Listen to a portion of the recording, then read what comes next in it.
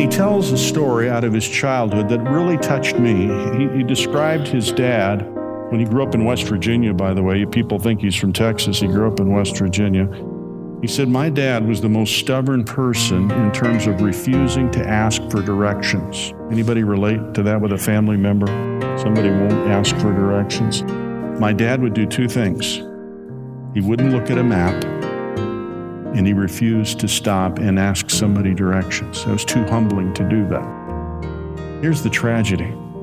T.D. Jakes said most of the time, it wasn't that my dad was going in the wrong direction. Most of the time, we were going in the opposite direction. If we needed to be going north up Interstate 77 through West Virginia, we were going south. If we needed to go east on Interstate 64, we were going west. He said it was oftentimes we were going in the opposite direction. I thought, what a parable for the United States of America at Christmas. Folks, we're not only going in the wrong direction, we're going in the opposite direction, morally and spiritually. We really are.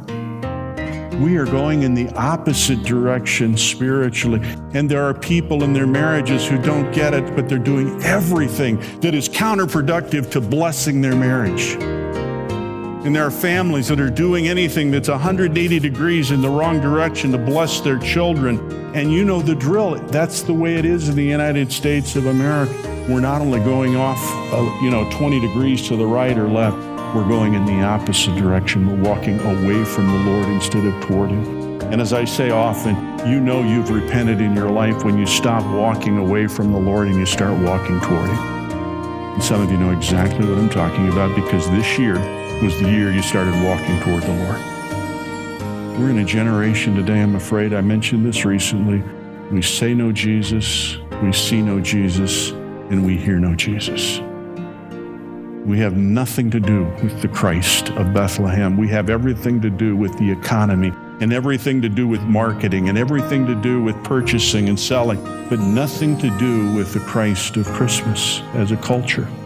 We're walking away. We're like T.D. Jakes' dad. We're going in the opposite direction. All I'm asking you to do today is to start walking with Him and walking toward Him. And start believing in the Christ of Christmas, realizing He's the only hope. Your hope is not the economy, it's not politics. Your hope is in the Lord. It always has been, always will be.